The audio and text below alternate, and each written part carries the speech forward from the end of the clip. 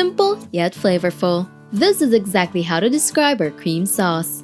So for the perfect accompaniment to your salmon or any other fish meal, make this rich-tasting dill sauce with the help of this recipe.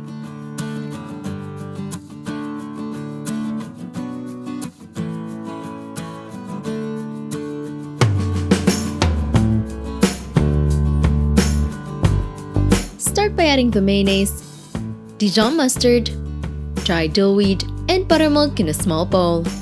Combine the ingredients together and mix well until it emulsifies. Let it chill for at least 30 minutes before transferring to a serving bowl. Garnish with dried dill weed, then dip in.